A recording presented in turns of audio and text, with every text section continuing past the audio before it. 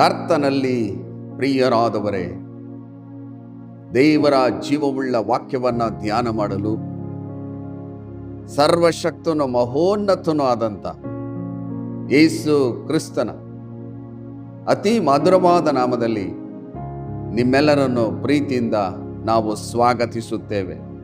ದೇವರು ತನ್ನ ವಾಕ್ಯದ ಮೂಲಕವಾಗಿ ನಿಮ್ಮನ್ನು ಬಲಪಡಿಸಿ, ಸಂತೈಸಿ, ಆಶೀರ್ವದಿಸಿ, ನಿಮ್ಮ ಜೀವಿತಗಳಲ್ಲಿ ಅದ್ಭುತಗಳನ್ನು ಮಾಡುವುದರ ಮೂಲಕವಾಗಿ ನಿಮ್ಮನ್ನು ಅದ್ಭುತಕರವಾಗಿ ಮುನ್ನಡೆಸಿದರೆಂಬುದಾಗಿ ನಾನು ಕರ್ತನಲ್ಲಿ ನಂಬಿದ್ದೇನೆ. ನಿಮ್ಮೆಲ್ಲರಿಗೋಸ್ಕರ ನಾನು ತೀವ್ರವಾಗಿ ದೇವರ ಸನ್ನಿಧಿಯಲ್ಲಿ ಪ್ರಾರ್ಥಿಸುವವನಾಗಿದ್ದೇನೆ. ಇಂದು ಧ್ಯಾನ ಮಾಡುವಂಥ ವಿಷಯ, ನೀವು ದೇವರ ಆಸ್ತಿ. ಹಲ್ಲೆಲೂಯಾ. ದೇವರ ಪರಿಶುದ್ಧವಾದ ನಾಮಕ್ಕೆ ಸ್ತೋತ್ರವಾಗಲಿ. ತಂದೆ ತಾಯಿಗಳು ತನ್ನ ಮಕ್ಕಳನ್ನು ನೋಡಿ ಹೇಳ್ತಾರೆ, ನನಗೆ ನನ್ನ ಮಕ್ಕಳೇ ಆಸ್ತಿ ಎಂಬುದಾಗಿ. ದೇವರು ತನ್ನನ್ನು ನಂಬಿದ ಮಕ್ಕಳನ್ನು ನೋಡಿ ಹೇಳ್ತಾ ಇದ್ದಾರೆ, ನೀವು ನನ್ನ ಆಸ್ತಿ ಎಂಬುದಾಗಿ. ನೋಡ್ರಿ, ವಾಕ್ಯದಲ್ಲಿ ಎಷ್ಟು ಸುಂದರವಾಗಿ ಬರೆಯಲ್ಪಟ್ಟಿದೆ. ಯೆಶಾಯನ ಪ್ರವಾದನ ಗ್ರಂಥ 43ನೇ ಅಧ್ಯಾಯ 4ನೇ ವಚನದಲ್ಲಿ, ನೀವು ನನ್ನ ದೃಷ್ಟಿಯಲ್ಲಿ ಅಮೂಲ್ಯನು, ಮಾನ್ಯನು, ಪ್ರಿಯನು ಆಗಿರುವುದರಿಂದ ಎಂಬುದಾಗಿ ಅಲ್ಲಿ ಬರೆಯಲ್ಪಟ್ಟಿದೆ. ಈ ವಾಕ್ಯವನ್ನು ಗಮನಿಸಿರಿ ಪ್ರಿಯರೇ, ಈ ವಾಕ್ಯವನ್ನು ಧ್ಯಾನಿಸಿರಿ. ದೇವರ ದೃಷ್ಟಿಯಲ್ಲಿ ನೀವು ಅಮೂಲ್ಯರು, ಮಾನ್ಯರು, ಪ್ರಿಯರೂ ಆಗಿದ್ದೀರಿ. ದೇವರ ದೃಷ್ಟಿಯಲ್ಲಿ ಅಮೂಲ್ಯವಾದ ವ್ಯಕ್ತಿ ನೀವಾಗಿದ್ದೀರಿ. ಹಾಗಾದ್ರೆ ನೀವು ದೇವರಿಗೆ ಆಸ್ತಿ.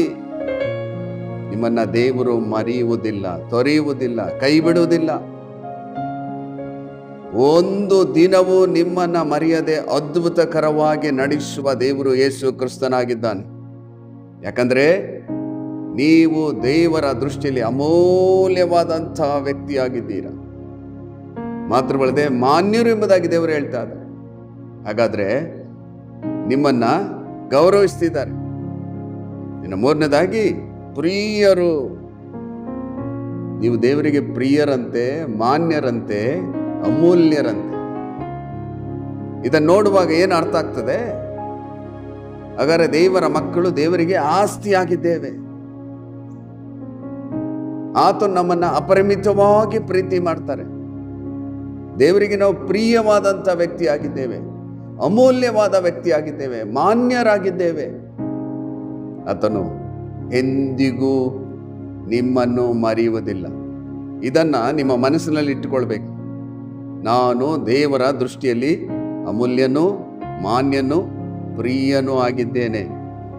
ನನ್ನ ದೇವರು ಎಂದೂ ನನ್ನನ್ನು ಮರೆಯುವುದಿಲ್ಲ, ಕೈ ಬಿಡುವುದಿಲ್ಲ. ನನ್ನ ಅಗತ್ಯತೆಗಳ ಮಧ್ಯದಲ್ಲಿ ನನ್ನ ಆಶೀರ್ವಾದ ಮಾಡ್ತಾರೆ. ನನ್ನ ಕೆಡುಕನ ಕೈಯಿಂದ ಬಿಡಿಸಿ ಕಾದು ಕಾಪಾಡಿ ನಡೆಸ್ತಾರೆ.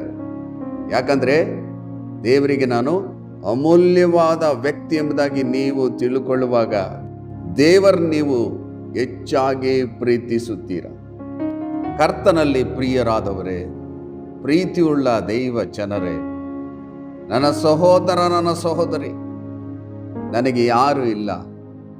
ನನಗೆ ತಂದೆ ತಾಯಿ ಇಲ್ಲ, ನನಗೆ ಬಂಧು ಬಳಗವಿಲ್ಲ. ನನ್ನನ್ನು ಯಾರು ಪ್ರೀತಿ ಮಾಡ್ತಾರೆ? ನಾನು ಎಲ್ಲರಿಗೂ ಬೇಡವಾದವನು ಎಂಬುದಾಗಿ ನೀವು ಅಂದುಕೊಂಡಿದ್ದೀರೋ? ದೇವರು ಈ ವಾಕ್ಯದ ಮೂಲಕ ನಿಮ್ಮೊಟ್ಟಿಗೆ ಮಾತನಾಡ್ತಿದ್ದಾರೆ. ನೀನು ನನ್ನ ದೃಷ್ಟಿಯಲ್ಲಿ ಅಮೂಲ್ಯನು, ಮಾನ್ಯನು, ಪ್ರಿಯನೂ ಆಗಿದ್ದೆ. ನೋಡ್ರಿ, ದೇವರು ನಿಮ್ಮನ್ನ ಯಾವ ದೃಷ್ಟಿಯಲ್ಲಿ ನೋಡ್ತಾ ಇದ್ದಾರೆ? ನೀವು ಈ ಲೋಕದಲ್ಲಿ ಚಿಂತೆ ಮಾಡುವಂಥ ಅವಶ್ಯಕತೆ ಇಲ್ಲ. ಯಾರು ನನಗಿಲ್ಲ ಎಂಬುದಾಗಿ ಚಿಂತೆ ಮಾಡುವಂಥ ಅವಶ್ಯಕತೆ ಇಲ್ಲ. ನೀವು ದೇವರ ದೃಷ್ಟಿಯಲ್ಲಿ ವಿಶೇಷವಾದಂಥ ವ್ಯಕ್ತಿ ಆಗಿರುವುದರಿಂದ ಈ ಲೋಕದ ಜೀವಿತವೆಲ್ಲ ನಿಮ್ಮ ಸಂಗಡ ಇದ್ದು ಅದ್ಭುತಕರವಾಗಿ ನಿಮ್ಮನ್ನು ನಡೆಸುತ್ತಾನೆ. ನೋಡ್ರಿ, ವಾಕ್ಯದಲ್ಲಿ ಏನು ಬರೆಯಲ್ಪಟ್ಟಿದೆ? ಯೆಶಾಯನ ಪ್ರವಾದನ ಗ್ರಂಥ 49ನೇ ಅಧ್ಯಾಯ 15ರಿಂದ 16 ವಚನದಲ್ಲಿ, ಒಬ್ಬ ಹೆಂಗಸು ತಾನು ಎತ್ತ ಮಗುವಿನ ಮೇಲೆ ಕರುಣೆ ಇಡದೆ ತನ್ನ ಮೊಲೆ ಕೂಸನ್ನು ಮರೆತಾಳೆ. ಒಂದು ವೇಳೆ ಮರೆತಾಳು, ನಾನಾದರೆ ನಿನ್ನನ್ನು ಮರಿಯೆ, ಈಗೋ ನನ್ನ ಅಂಗೈಗಳಲ್ಲಿ ನಿನ್ನನ್ನು ಚಿತ್ರಿಸಿದ್ದೇನೆ. ಹಲ್ಲೆಲೂಯಾ. ದೇವರ ಪರಿಶುದ್ಧವಾದ ನಾಮಕ್ಕೆ ಸ್ತೋತ್ರವಾಗಲಿ. ಈ ವಾಕ್ಯವನ್ನು ಓದುವಾಗ ಕೇಳುವಾಗ ಎಷ್ಟು ಸಂತೋಷ ಆಗ್ತದೆ. ನೀವು ತಿಳ್ಕೊಂಡಿರ್ಬೋದು, ನನಗೆ ಯಾರು ಇಲ್ಲ, ನನಗೆ ಸಹಾಯ ಮಾಡುವವರು ಯಾರು, ನನಗೆ ದಾರಿ ತೋರಿಸುವವರು ಯಾರು, ನನ್ನ ಬಲಪಡಿಸುವವರು ಯಾರು ಎಂಬುದಾಗಿ ನೀವು ವೇದನೆ ಪಡ್ತಿರ್ಬೋದು. ದೇವರು ವಾಕ್ಯದ ಮೂಲಕ ನಿಮ್ಮೊಟ್ಟಿಗೆ ಮಾತನಾಡ್ತಿದ್ದಾರೆ. ಒಬ್ಬ ಹೆಂಗಸು ತಾನು ಎತ್ತಂತ ಮಗುವನ್ನು ಮರೆತರೂ ಮರೆಯುತ್ತಾಳೆ, ನಾನಾದರೂ ನಿನ್ನನ್ನು ಮರೆಯೆ. ನಿನ್ನನೆಂದಿಗೂ ಮರೆಯುವುದಿಲ್ಲ, ನಿನ್ನ ತೊರೆಯುವುದಿಲ್ಲ, ನಿನ್ನ ಕೈ ಬಿಡುವುದಿಲ್ಲ. ನೀನು ನನ್ನ ದೃಷ್ಟಿಯಲ್ಲಿ ವಿಶೇಷವಾದಂಥ ವ್ಯಕ್ತಿ. ನೋಡ್ರಿ, ದೇವರು ನಿಮ್ಮನ್ನ ಯಾವ ರೀತಿ ನೋಡ್ತಾ ಇದ್ದಾರೆ, ದೇವರು ನಿಮ್ಮನ್ನ ಯಾವ ರೀತಿ ನೋಡ್ತಾ ಇದ್ದಾರೆ ಎಂಬುದಾಗಿ ನೀವು ತಿಳ್ಕೊಂಡಾಗ ನೀವು ದೇವರನ್ನ ಪ್ರೀತಿಸ್ತೀರಾ, ದೇವರನ್ನ ಹಿಂಬಾಲಿಸ್ತೀರಾ.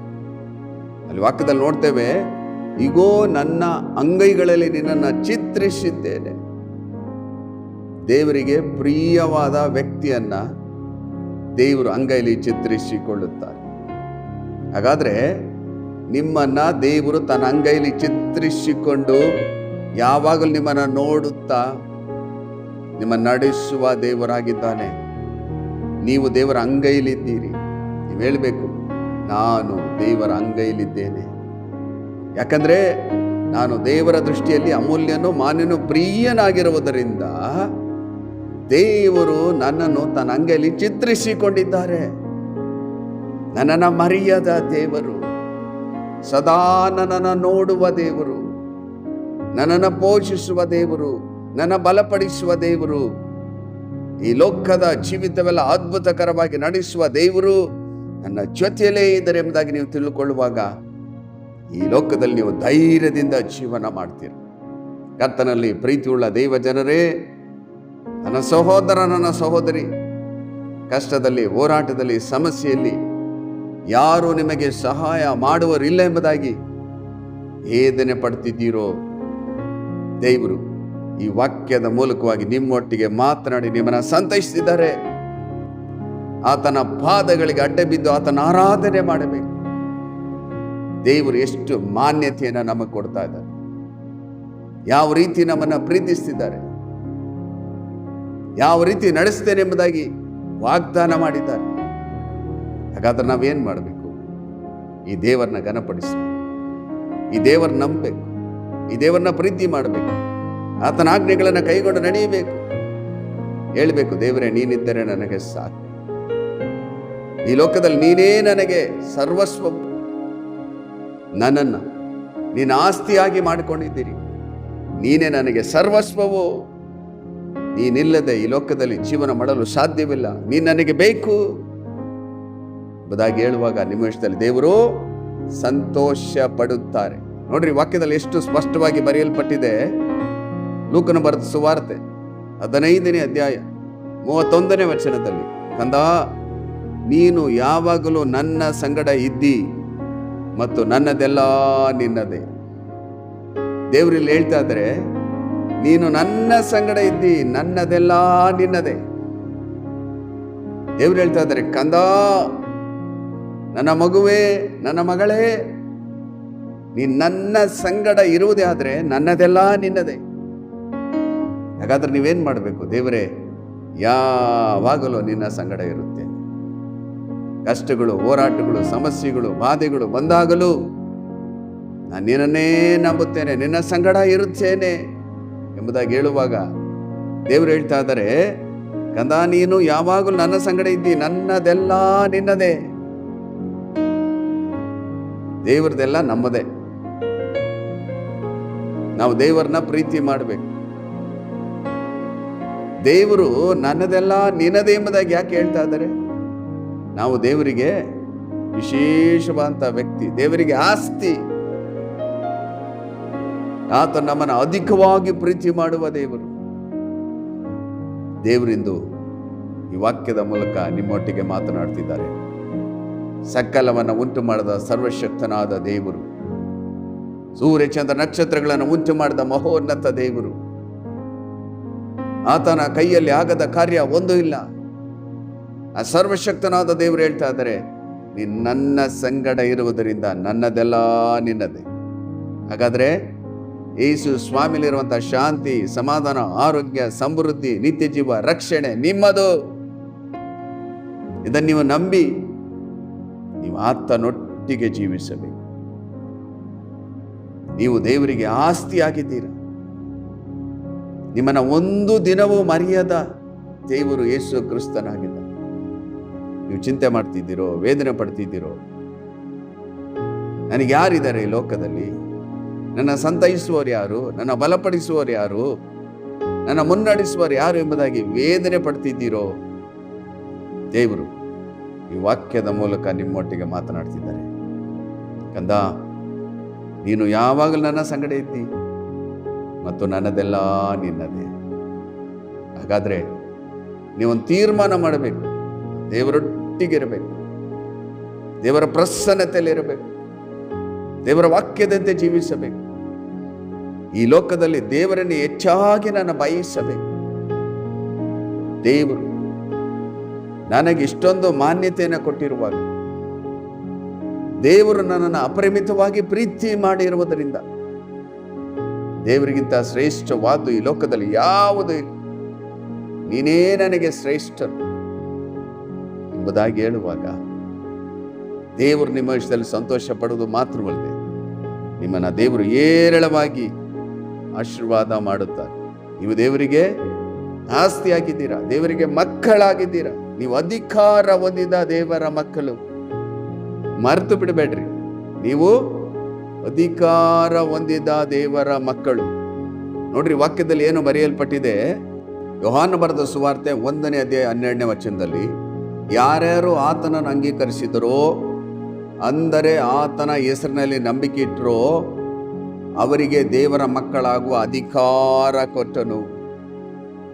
ನೀವು ಯೇಸುವನ್ನು ಅಂಗೀಕರಿಸಿದ ಮೇಲೆ, ಯೇಸುವಿನ ಮೇಲೆ ನಂಬಿಕೆ ಇಟ್ಟ ಮೇಲೆ ನೀವು ದೇವರಿಗೆ ಮಕ್ಕಳು. ನೀವು ದೇವರಿಗೆ ಮಕ್ಕಳಾದ ಮೇಲೆ ದೇವರ ಆಸ್ತಿ ನೀವು. ನಿಮ್ಮನ್ನ ದೇವರು ಎಂದಿಗೂ ಕೈ ಬಿಡುವುದಿಲ್ಲ, ಎಂದಿಗೂ ಮರೆಯುವುದಿಲ್ಲ, ಎಂದಿಗೂ ತೊರೆಯುವುದಿಲ್ಲ. ನೀವು ದೇವರಿಗೆ ವಿಶೇಷವಾದಂಥ ವ್ಯಕ್ತಿ. ನೀವು ಸಂತೋಷ ಪಡ್ರಿ, ನಾನು ದೇವರಿಗೆ ವಿಶೇಷವಾದಂಥ ವ್ಯಕ್ತಿ. ನೀವು ಯೇಸುವಿನ ಅಂಗೀಕಾರ ಮಾಡಿಕೊಂಡ ಮೇಲೆ, ಆತನ ಮೇಲೆ ನಂಬಿಕೆ ಇಟ್ಟ ಮೇಲೆ ನೀವು ಅಧಿಕಾರ ಹೊಂದಿದವರಾಗಿದ್ದೀರಿ. ಅಧಿಕಾರದಿಂದ ದೇವರ ಹತ್ರ ಕೇಳಬಹುದು, ದೇವರೇ, ನಾನು ನಿನಗೆ ಮಗುವಾಗಿದ್ದೇನೆ, ನಿನ್ನದೆಲ್ಲ ನನ್ನದೇ. ನಿನ್ನಾತ್ಮನಿಂದ ನನ್ನ ತುಂಬಿಸು, ವರಗಳಿಂದ ತುಂಬಿಸು, ಅಗ್ನಿ ಅಭಿಷೇಕವನ್ನು ಕೊಡ್ರಿ. ನಿನ್ನ ಚಿತ್ತತೆ ನಾನು ರೂಪಿಸಿರಿ, ನಿನ್ನ ಚಿತ್ತತೆ ನಾನು ಉಪಯೋಗಿಸಿರಿ. ನನ್ನ ಜೀವಿತದಲ್ಲಿ ಬೇಕಂತ ಎಲ್ಲ ಆಶೀರ್ವಾದಗಳನ್ನು ಅನುಗ್ರಹಿಸಿಕೊಡ್ರಿ ಎಂಬುದಾಗಿ ನೀವು ಅಧಿಕಾರದಿಂದ ಕೇಳುವಂತ ಕೃಪೆಯನ್ನ ದೇವರು ನಿಮಗೆ ಕೊಟ್ಟಿದ್ದಾರೆ. ನೋಡ್ರಿ, ವಾಕ್ಯದಲ್ಲಿ ಇನ್ನ ಸ್ಪಷ್ಟವಾಗಿ ಬರೆಯಲ್ಪಟ್ಟಿದೆ. ಗಲಾತ್ಯದವರಿಗೆ ಬರೆದ ಪತ್ರಿಕೆ 4ನೇ ಅಧ್ಯಾಯ 6ರಿಂದ 7 ವಚನದಲ್ಲಿ, ನೀವು ಪುತ್ರರಾಗಿರುವುದರಿಂದ ದೇವರು ಅಪ್ಪಾ ತಂದೆಯೇ ಎಂದು ಕೂಗುವ ತನ್ನ ಮಗನ ಆತ್ಮನನ್ನು ನಮ್ಮ ಹೃದಯಗಳಲ್ಲಿ ಕಳಿಸಿಕೊಟ್ಟನು. ಹೀಗಿರುವಲ್ಲಿ ಇನ್ನು ನೀನು ದಾಸನಲ್ಲ, ಮಗನಾಗಿದ್ದಿ. ಮಗನಿಂದ ಮೇಲೆ ದೇವರ ಮೂಲಕ ಬಾಧ್ಯನಾಗಿದ್ದಿ. ಹಲ್ಲೆಲೂಯಾ. ದೇವರ ಪರಿಶುದ್ಧವಾದ ನಾಮಕ್ಕೆ ಸ್ತೋತ್ರವಾಗಲಿ. ನೀವು ದೇವರಿಗೆ ಪುತ್ರರಾಗಿದ್ದೀರಿ.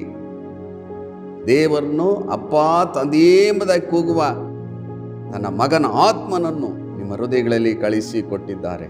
ಆದ್ದರಿಂದ ಇನ್ನು ನೀವು ದಾಸರಲ್ಲ, ಮಕ್ಕಳು. ಮಕ್ಕಳೆಂದ ಮೇಲೆ ದೇವರ ಮೂಲಕ ಬಾಧ್ಯರಾಗಿದ್ದೀರಿ, ಹಕ್ಕುದಾರರಾಗಿದ್ದೀರಿ, ಅಧಿಕಾರ ಹೊಂದಿದವರಾಗಿದ್ದೀರಿ. ವೈರ್ಯ ಸಮಸ್ತ ಬಲವನ್ನ ತುಳಿಯುವುದಕ್ಕೆ ನಿಮಗೆ ಅಧಿಕಾರ ಉಂಟು. ದೇವರೇ, ನನ್ನ ಅಗತ್ಯತೆಗಳನ್ನು ಪೂರೈಸು ಎಂಬುದಾಗಿ ಕೇಳುವುದಕ್ಕೆ ನಿಮಗೆ ಅಧಿಕಾರ ಉಂಟು. ಯೇಸುವನ ಅಂಗೀಕಾರ ಮಾಡಿಕೊಂಡ ಮೇಲೆ ನೀವು ಸಾಧಾರಣವಾದ ವ್ಯಕ್ತಿಯಲ್ಲ, ದೇವರಿಗೆ ಮಕ್ಕಳು, ದೇವರಿಗೆ ಅಮೂಲ್ಯರು, ಮಾನ್ಯರು, ಪ್ರಿಯರು.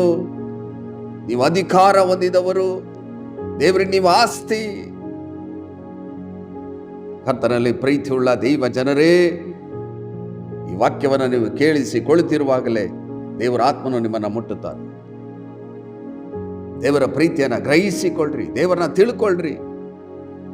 ಸತ್ಯವೇದದಲ್ಲಿ ಏನೋ ಬರೆಯಲ್ಪಟ್ಟಿದೆ ಎಂಬುದಾಗಿ ನೀವು ತಿಳ್ಕೊಳ್ಳಬೇಕು. ಈ ಲೋಕದಲ್ಲಿ ಯಾವುದಕ್ಕಾಗಿ ನಿಮ್ಮನ್ನ ದೇವರು ಆರಿಸಿಕೊಂಡಿದ್ದಾರೆ?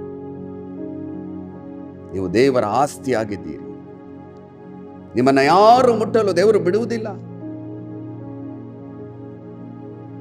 ದೇವರು ನಿಮ್ಮನ್ನ ಮರೆತು ಬಿಡುವುದಿಲ್ಲ. ದೇವರು ಈ ಲೋಕದಲ್ಲಿ ಅದ್ಭುತಕರವಾಗಿ ಆಶೀರ್ವದಿಸಿ, ಉಪಯೋಗಿಸಿ, ಬಲಪಡಿಸಿ ನಿಮ್ಮನ್ನ ಮುನ್ನಡೆಸುವ ದೇವರಾಗಿದ್ದಾನೆ. ನೀವು ಹಕ್ಕುದಾರರಾಗಿದ್ದೀರಿ, ಬಾಧ್ಯರಾಗಿದ್ದೀರಿ. ನಿಮ್ಮನ್ನ ವೈರಿಯಾದ ಸೈತಾನು ಏನು ಮಾಡಲು ಸಾಧ್ಯವಿಲ್ಲ. ನಿಮ್ಮ ಬಾಯಲ್ಲಿ ದೇವರ ಮಾತುಗಳುಂಟು. ದೇವರು ಬೆಳಕಾಗಲಿ ಅನ್ನಲು ಬೆಳಕಾಯಿತು. ಅದೇ ರೀತಿಯಲ್ಲಿ ಆತನ ಮಕ್ಕಳಾದ ನಿಮ್ಮ ಬಾಯಲ್ಲಿ ದೇವರ ಮಾತುಗಳನ್ನು ಇಟ್ಟಿದ್ದಾರೆ. ನೀವು ಹಕ್ಕುದಾರರು. ಮಾತನಾಡ್ರಿ. ನನ್ನ ಮನೆಯಲ್ಲಿ ಶಾಂತಿ ಸಮಾಧಾನವನ್ನು ಬರಮಾಡಿಕೊಳ್ಳುತ್ತಾ ಇದ್ದೇನೆ. ನನ್ನ ಕುಟುಂಬದಲ್ಲಿ ಎಲ್ಲ ರಕ್ಷಣೆ ಹೊಂದಲಿ. ಎಲ್ಲ ಶಾಪದ ಕಟ್ಟುಗಳು, ಪಾಪದ ಕಟ್ಟುಗಳು ಮುರಿಯಲ್ಪಡಲಿ. ನನ್ನ ಮನೆಯಲ್ಲಿ ದೇವರಾತ್ಮನು ಚಲಿಸಲಿ. ದೇವರ ಪ್ರಸನ್ನತೆ ಇಳಿದು ಬರಲಿ. ಪರಿಸ್ಥಿತಿಗಳು ಬದಲಾವಣೆ ಆಗಲಿ. ದೇವರ ಚಿತ್ತ, ದೇವರ ಉದ್ದೇಶ, ದೇವರ ಸಂಕಲ್ಪ ನನ್ನ ಕುಟುಂಬದಲ್ಲಿ, ನನ್ನ ಜೀವಿತದಲ್ಲಿ ನೆರವೇರಲಿ. ನನ್ನ ಮನೆಯಲ್ಲಿ ದೇವರ ಪ್ರಸನ್ನತೆ ಇರಲಿ. ಮಾತನಾಡ್ರಿ, ಮಾತನಾಡ್ರಿ. ನೀವು ದೇವರಿಗೆ ಮಕ್ಕಳು, ಹಕ್ಕುದಾರರಾಗಿದ್ದೀರಿ. ನೀವು ದೇವರ ಆಸ್ತಿ. ನೀವು ದೇವರ ಮಾತುಗಳನ್ನು ಮಾತನಾಡುವಾಗ ದೇವ ಪ್ರಸನ್ನತೆ ಮನೆಯನ್ನ ಆವರಿಸಿಕೊಳ್ಳುತ್ತದೆ. ಯೇಸು ಕ್ರಿಸ್ತನಲ್ಲಿರುವಂತಹ ಶಾಂತಿ, ಸಮಾಧಾನ, ಆರೋಗ್ಯ, ಸಮೃದ್ಧಿ ನಿಮ್ಮ ಕುಟುಂಬದಲ್ಲಿ ಇರ್ತದೆ. ಹಲ್ಲೆಲೂಯಾ. ದೇವರ ಪರಿಶುದ್ಧವಾದ ನಾಮಕ್ಕೆ ಸ್ತೋತ್ರವಾಗಲಿ. ನೀವು ದೇವರ ವಾಕ್ಯವನ್ನು ಗ್ರಹಿಸಿಕೊಳ್ಳುವಾಗ ನಿಮ್ಮ ಮನೆಯಲ್ಲಿ ಪರಿಶುದ್ಧಾತ್ಮನ ಆಳ್ವಿಕೆ, ಪರಿಶುದ್ಧಾತ್ಮನ ಒಡೆತನ ಇರುತ್ತದೆ. ನೀವಿರುವಂತಹ ಸ್ಥಳದಲ್ಲಿ ನೀವು ಸಾಕ್ಷಿ ಆಗ್ತೀರಿ. ನೀವು ಅನೇಕ ಜನರಿಗೆ ಪ್ರಾರ್ಥನೆ ಮಾಡುವಾಗ ರೋಗಗಳು ಗುಣ ಆಗ್ತದೆ, ದೆವ್ವಗಳು ಓಡಿ ಹೋಗ್ತದೆ. ಅನೇಕ ಜನರ ಮನೆಗಳಲ್ಲಿ ಕಾಲಿಟ್ಟು ಪ್ರಾರ್ಥನೆ ಮಾಡುವಾಗ ಮನೆಯ ವಾತಾವರಣ ಬದಲಾವಣೆ ಆಗ್ತದೆ. ಕರ್ತನಲ್ಲಿ ಪ್ರೀತಿಯುಳ್ಳ ದೈವ ಜನರೇ, ನನ್ನ ಸಹೋದರ, ನನ್ನ ಸಹೋದರಿ, ನೀವು ಕಷ್ಟದಲ್ಲಿ, ಕಣ್ಣೀರಲ್ಲಿ, ಬಾಧೆಯಲ್ಲಿ, ಬಡತನದಲ್ಲಿ, ಸಾಲದಲ್ಲಿದ್ದೀರೋ, ದೇವರು ವಾಕ್ಯದ ಮೂಲಕ ಮಾತನಾಡ್ತಿದ್ದಾರೆ. ನೀವು ಹಕ್ಕುದಾರರಾಗಿದ್ದೀರಿ. ನೀವು ಪುತ್ರರಾಗಿದ್ದೀರಿ. ದೇವರಿಗೆ ಆಸ್ತಿ ಆಗಿದ್ದೀರಿ. ನಿಮ್ಮ ಪ್ರಾರ್ಥನೆಯನ್ನು ದೇವರು ಘನಪಡಿಸುತ್ತಾರೆ. ಪ್ರಾರ್ಥಿಸಿರಿ, ನಂಬಿರಿ, ಆರಾಧಿಸಿರಿ, ದೇವರ ವಾಕ್ಯದಂತೆ ಜೀವಿಸಿರಿ. ದೇವರು ತನ್ನ ಚಿತ್ತಂತೆ ಹೇರಳವಾದ ಆಶೀರ್ವಾದಗಳನ್ನು ನಿಮಗೆ ಅನುಗ್ರಹಿಸಿಕೊಡು. ನೋಡ್ರಿ, ವಾಕ್ಯದಲ್ಲಿ ಏನು ಬರೆಯಲ್ಪಟ್ಟಿದೆ? ಯೋಹಾನ ಬರೆದ ಸುವಾರ್ತೆ 14ನೇ ಅಧ್ಯಾಯ 3-4 ವಚನದಲ್ಲಿ, ನಾನು ಹೋಗಿ ನಿಮಗೆ ಸ್ಥಳವನ್ನು ಸಿದ್ಧ ಮಾಡಿದ ಮೇಲೆ ತಿರುಗಿ ಬಂದು ನಿಮ್ಮನ್ನು ಕರೆಕೊಂಡು ಹೋಗಿ ನನ್ನ ಬಳಿಗೆ ಸೇರಿಸಿಕೊಳ್ಳುವೆನು. ಯಾಕೆಂದರೆ ನಾನಿರುವ ಸ್ಥಳದಲ್ಲಿ ನೀವು ಸಹ ಇರಬೇಕು. ಹಲ್ಲೆಲೂಯಾ. ದೇವರ ಪರಿಶುದ್ಧವಾದ ನಾಮಕ್ಕೆ ಸ್ತೋತ್ರವಾಗಲಿ. ನೀವು ದೇವರ ಆಸ್ತಿ ಆಗಿರುವುದರಿಂದ ಯೇಸು ಸ್ವಾಮಿ ಹೇಳ್ತಾ ಇದ್ದಾರೆ, ನಾನು ಹೋಗಿ ನಿಮಗೆ ಸ್ಥಳವನ್ನು ಸಿದ್ಧ ಮಾಡಿದ ಮೇಲೆ ತಿರುಗಿ ಬಂದು ನಿಮ್ಮನ್ನು ಕರೆಕೊಂಡು ಹೋಗಿ ನನ್ನ ಬಳಿಗೆ ಸೇರಿಸಿಕೊಳ್ಳುವೆನು. ಯಾಕೆಂದರೆ ನಾನಿರುವ ಸ್ಥಳದಲ್ಲಿ ನೀವು ಸಹ ಇರಬೇಕು. ಹಾಗಾದರೆ ಯೇಸು ಸ್ವಾಮಿ 2000 ವರ್ಷಗಳಿಂದ ಈ ಲೋಕದಲ್ಲಿ ನರಮನುಷ್ಯನಾಗಿ ಹುಟ್ಟಿ ಬಂದು ನಮಗೋಸ್ಕರ ತನ್ನ ಪ್ರಾಣವನ್ನು ಕೊಟ್ಟು, ರಕ್ತವನ್ನು ಸುರಿಸಿ, ಪಾಪ ಶಾಪಗಳಿಂದ ಬಿಡುಗಡೆ ಕೊಟ್ಟು, ತನ್ನ ಮಕ್ಕಳಾಗುವ ಅಧಿಕಾರವನ್ನು ಕೊಟ್ಟು, ನಮ್ಮನ್ನ ದೇವರು ತನ್ನ ಆಸ್ತಿಯಾಗಿ ಮಾಡಿಕೊಂಡು ನಮಗೋಸ್ಕರ ಪರಲೋಕ ರಾಜ್ಯದಲ್ಲಿ ಸ್ಥಳವನ್ನ ಸಿದ್ಧ ಮಾಡಿದ್ದಾರೆ. ದೇವರ ಆಸೆ ನೋಡ್ರಿ, ನಾನು ಹೋಗಿ ನಿಮಗೆ ಸ್ಥಳವನ್ನ ಸಿದ್ಧ ಮಾಡಿದ ಮೇಲೆ ತಿರುಗಿ ಬರ್ತೇನೆ, ಬಂದು ನಿಮ್ಮನ್ನ ಕರ್ಕೊಂಡು ಹೋಗಿ ನನ್ನ ಬಳಿಗೆ ಸೇರಿಸಿಕೊಳ್ತೇನೆ. ನಾವು ದೇವರಿಗೆ ಅಮೂಲ್ಯರು, ಮಾನ್ಯರು, ಪ್ರಿಯರಾಗಿರುವುದರಿಂದ, ದೇವರ ಆಸ್ತಿ ಆಗಿರುವುದರಿಂದ ನಮ್ಮನ್ನ ಭದ್ರಪಡಿಸ್ತಿದ್ದಾರೆ. ಈ ಲೋಕದಲ್ಲಿ ನಮ್ಮನ್ನ ಕಾದು ಕಾಪಾಡಿ ನಡೆಸುವುದು ಮಾತ್ರವಲ್ಲದೆ ನಮ್ಮನ್ನ ಪರಲೋಕ ರಾಜ್ಯದಲ್ಲಿ ಸೇರಿಸಲು ಆತನು ಇಷ್ಟವುಳ್ಳವನಾಗಿದ್ದಾನೆ. ಕರ್ತನಲ್ಲಿ ಪ್ರೀತಿಯುಳ್ಳ ದೈವ ಜನರೇ, ನನ್ನ ಸಹೋದರ, ನನ್ನ ಸಹೋದರಿ, ಮೊದಲದಾಗಿ ದೇವರ ಮಕ್ಕಳು, ದೇವರ ಸೇವಕರು ದೇವರ ವಾಕ್ಯವನ್ನ ತಿಳಿದುಕೊಳ್ಳಬೇಕು. ನಾವು ದೇವರಿಗೆ ಆಸ್ತಿಯಾಗಿದ್ದೇವೆ. ನಮ್ಮನ್ನ ದೇವರು ಸಂರಕ್ಷಣೆ ಮಾಡ್ತಾರೆ, ಜೋಪಾನವಾಗಿ ಕಾದು ಕಾಪಾಡಿ ನಡೆಸ್ತಾರೆ. ಒಂದು ದಿನವೂ ಮರೆಯದೆ ನಡೆಸುವ ದೇವರು ಯೇಸು ಕ್ರಿಸ್ತನಾಗಿದ್ದಾರೆ. ದೇವರ ಪ್ರೀತಿ ನೋಡ್ರಿ. ನಾನು ನಿಮ್ಮನ್ನು ಕರ್ಕೊಂಡೋಗಿ ನಾನು ಇರುವಂಥ ಸ್ಥಳದಲ್ಲಿ ನೀವಿರಬೇಕು, ಅಲ್ಲಿ ನಿಮ್ಮನ್ನು ಸೇರಿಸಬೇಕು. ಆವಾಗಲೇ ದೇವರಿಗೆ ತೃಪ್ತಿ. ಕರ್ತನಲ್ಲಿ ಪ್ರೀತಿಯುಳ್ಳ ದೈವ ಜನರೇ, ಭಯ ಪಡಬೇಡ್ರಿ. ಈ ಲೋಕದಲ್ಲಿ ಏನೇ ಬಂದರು ಯೇಸು ಕ್ರಿಸ್ತ ನಿಮ್ಮ ಜೊತೆಯಲ್ಲೇ ಇದ್ದಾನೆ. ನೀವು ದೇವರಿಗೆ ಆಸ್ತಿ. ನಿಮ್ಮನ್ನು ಮರೆತು ಬಿಡುವುದಿಲ್ಲ, ನಿಮ್ಮನ್ನು ಕೈ ಬಿಡುವುದಿಲ್ಲ. ಒಂದು ದಿನವೂ ಮರೆಯದಂತೆ ನಿಮ್ಮನ್ನು ಅದ್ಭುತಕರವಾಗಿ ಈ ಲೋಕದಲ್ಲಿ ನಡೆಸುವ ದೇವರು ಯೇಸು ಕ್ರಿಸ್ತನಾಗಿದ್ದಾನೆ. ಈ ವಾಕ್ಯವನ್ನ ಕೇಳಿದ ಕೂಡಲೇ ದೇವರಿಗೆ ಸ್ತೋತ್ರ ಮಾಡಬೇಕು. ನೀವು ದೇವರೇ, ದೇವರೇ, ನಿನ್ನ ದೃಷ್ಟಿಯಲ್ಲಿ ನಾನು ಅಮೂಲ್ಯನು, ಮಾನ್ಯನು, ಪ್ರಿಯನಾಗಿದ್ದೇನೆ, ನಿನ್ನ ಆಸ್ತಿ ಆಗಿದ್ದೇನೆ. ನನಗಾಗಿ ನಿನ್ನ ಪ್ರಾಣವನ್ನು ಕೊಟ್ಟು ರಕ್ತವನ್ನು ಸುರಿಸಿ ಪಾಪ ಶಾಪಗಳಿಂದ ಬಿಡುಗಡೆ ಕೊಟ್ಟು ನಿನ್ನ ಮಗನಾಗಿ ಮಗಳಾಗಿ ಮಾಡಿಕೊಂಡಿದ್ದಿ. ಈ ಲೋಕದಲ್ಲಿ ನಾನು ನಿನಗೋಸ್ಕರ ಜೀವಿಸುತ್ತೇನೆ. ನೀ ನನಗೆ ಸರ್ವವೂ ಆಗಿದ್ದಿ. ನನ್ನನ್ನೇ ನಿನ್ನ ಆಸ್ತಿಯಾಗಿ ಮಾಡಿದ್ದಿ. ನಿನಗೋಸ್ಕರ ಜೀವಿಸ್ತೇನೆ ಎಂಬುದಾಗಿ ನಮ್ಮನ್ನು ಸಮರ್ಪಣೆ ಮಾಡುವಾಗ ದೇವರ ದೈವಿಕ ಸಮಾಧಾನ, ಶಾಂತಿ, ನೆಮ್ಮದಿ ನಿಮ್ಮ ಕುಟುಂಬದಲ್ಲಿ ಎಳೆದು ಬರ್ತದೆ. ಆತನು ನಿಮ್ಮ ಜೀವಿತದಲ್ಲಿ ಅತಿಶಯಗಳನ್ನು, ಅದ್ಭುತಗಳನ್ನು ಮಾಡುವುದರ ಮೂಲಕವಾಗಿ ತನ್ನ ಶಕ್ತಿಯನ್ನ ನಿಮ್ಮ ಕುಟುಂಬದಲ್ಲಿ ಆತನು ಪ್ರಕಟಪಡಿಸ್ತಾನೆ. ಆ ಸ್ಥಳದಲ್ಲಿರುವಂತಹ ಜನರು ಇವರು ದೇವರ ಮಕ್ಕಳೆಂಬುದಾಗಿ ತಿಳಿದುಕೊಳ್ಳಿಕ್ಕಾಗುವಂತೆ ನಿಮ್ಮನ್ನು ಘನಪಡಿಸುತ್ತಾನೆ. ಬನ್ನಿ ಪ್ರಿಯರೇ, ಸಮರ್ಪಣೆ ಮಾಡಿ ಪ್ರಾರ್ಥನೆ ಮಾಡೋಣ.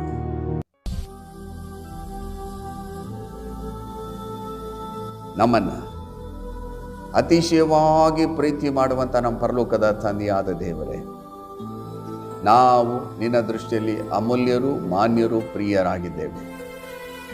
ಒಂದು ವಿಶೇಷವಾದಂಥ ವ್ಯಕ್ತಿಯಾಗಿದ್ದೇವೆ. ನಿನ್ನ ಆಸ್ತಿ ಆಗಿದೆ. ನಮಗೋಸ್ಕರ ನಿನ್ನ ಪ್ರಾಣವನ್ನು ಕೊಟ್ಟು ರಕ್ತವನ್ನು ಸುರಿಸಿ ಪಾಪ ಶಾಪಗಳಿಂದ ಬಿಡುಗಡೆ ಕೊಟ್ಟು ನಿನ್ನ ಮಕ್ಕಳಾಗಿ ಮಾಡಿದ್ದೀರಿ, ಪರಲೋಕದ ಪ್ರಜೆಯಾಗಿ ಮಾಡಿದ್ದೀರಿ. ಎಷ್ಟು ಜನರು ನನ್ನೊಟ್ಟಿಗೆ ಸೇರಿ ಪ್ರಾರ್ಥನೆ ಮಾಡ್ತಿದ್ದರು. ದೇವರೇ, ನನ್ನ ಮೇಲೆ ಎಷ್ಟು ಪ್ರೀತಿಯನ್ನು ಇಟ್ಟಿದ್ದಿ. ಈ ವಾಕ್ಯದ ಮೂಲಕ ನನ್ನೊಟ್ಟಿಗೆ ನೀನು ಮಾತನಾಡಿದ್ದಿ. ಇನ್ನು ಮುಂದೆ ನೀನೇ ನನಗೆ ಸರ್ವಸ್ವ. ನನ್ನನ್ನು ನಿನ್ನ ಆಸ್ತಿಯಾಗಿ ಮಾಡಿದ್ದೀರಿ. ನಿನ್ನನ್ನು ನಾನು ಸ್ವಾಮಿ ಸರ್ವಸ್ವವಾಗಿ ನಾನು ತಿಳಿದುಕೊಂಡು ಈ ಲೋಕದಲ್ಲಿ ನಿನಗೋಸ್ಕರ ಜೀವಿಸ್ತೇನೆ ಎಂಬುದಾಗಿ ಎಷ್ಟು ಜನರು ಸಮರ್ಪಣೆ ಮಾಡಿ ಪ್ರಾರ್ಥನೆ ಮಾಡ್ತಿದ್ದರು. ಅವರೆಲ್ಲರ ಮೇಲೆ ನಿನ್ನ ಕೃಪೆ ಇಳಿದು ಬರಲಿ. ಅವರ ಪರಿಸ್ಥಿತಿಗಳು ಮಾರ್ಪಡಲಿ. ಜೀವಿತದಲ್ಲಿ ನಿನ್ನ ದೈವಿಕ ಸಮಾಧಾನ ಉಂಟಾಗಲಿ. ಅವರ ಕುಟುಂಬದಲ್ಲಿರುವಂಥ ಎಲ್ಲ ಹೋರಾಟಗಳಿಂದ, ಸಮಸ್ಯೆಗಳಿಂದ ಬಿಡುಗಡೆ ಕೊಟ್ಟು ಜೀವಳ ವಾಕ್ಯ ಅವರ ಜೀವಿತದಲ್ಲಿ 100% ಕಾರ್ಯ ಮಾಡಲು ಕೃಪೆ ಕೊಟ್ಟು ಅದನ್ನು ಮಾಡೋದಕ್ಕಾಗಿ ಸ್ತೋತ್ರ, ಸ್ತೋತ್ರ, ಸ್ತೋತ್ರ. ಯೇಸುವಿನ ಮೂಲಕ ಬೇಡಿ ಹೊಂದಿದ್ದೇವೆ ನಮ್ಮ ಜೀವಳ ತಂದೆ. ಆಮೇನ್, ಆಮೇನ್. ಕರ್ತನಲ್ಲಿ ಪ್ರಿಯರಾದವರೇ, ದೇವರ ಜೀವುಳ್ಳ ವಾಕ್ಯವನ್ನು ಕೇಳಿಸಿಕೊಂಡಿದ್ದೀರಿ. ಮರಿಬೇಡ್ರಿ, ನೀವು ದೇವರಿಗೆ ಅಮೂಲ್ಯರು, ಮಾನ್ಯರು, ಪ್ರಿಯರು. ದೇವರಿಗೆ ನೀವು ಆಸ್ತಿ ಆಗಿದ್ದೀರಿ. ನಿಮ್ಮನ್ನು ದೇವರು ಎಂದಿಗೂ ಮರೆಯುವುದಿಲ್ಲ. ನೀವು ನಿಮ್ಮನ್ನು ದೇವರಿಗೆ ಸಮರ್ಪಣೆ ಮಾಡಿ, ದೇವರೇ ನೀನೇ ನನಗೆ ಸರ್ವಸ್ವ ಎಂಬುದಾಗಿ ಹೇಳಿ ದೇವರ ವಾಕ್ಯದಲ್ಲಿ ನಂಬಿಕಿಟ್ಟು ಪ್ರಾರ್ಥನೆ ಮಾಡುವಾಗ ನಿಮ್ಮ ಕುಟುಂಬದಲ್ಲಿ ಯೇಸು ಕ್ರಿಸ್ತನ ನಾಮದಲ್ಲಿರುವಂಥ ಎಲ್ಲ ಆಶೀರ್ವಾದಗಳನ್ನು ನೀವು ಅನುಭವಿಸಲು ಸಾಧ್ಯ. ಇನ್ನೊಂದು ಅಮೂಲ್ಯವಾದ ವಾಕ್ಯದೊಟ್ಟಿಗೆ ನಿಮ್ಮನ್ನು ಸಂಧಿಸುವವರೆಗೂ ದೇವರ ಕೃಪೆ, ದೇವರ ಶಾಂತಿ, ದೇವರ ಸಮಾಧಾನ, ಪರಿಶುದ್ಧಾತ್ಮನ ಆಳ್ವಿಕೆ, ಪರಿಶುದ್ಧಾತ್ಮನ ಒಡೆತನ ನಿಮ್ಮೊಂದಿಗಿರಲಿ. ದೇವರು ತನ್ನ ಚಿತ್ತಂತೆ ನಿಮ್ಮನ್ನು ನೇರಳವಾಗಿ ಆಶೀರ್ವದಿಸಲಿ. God bless you.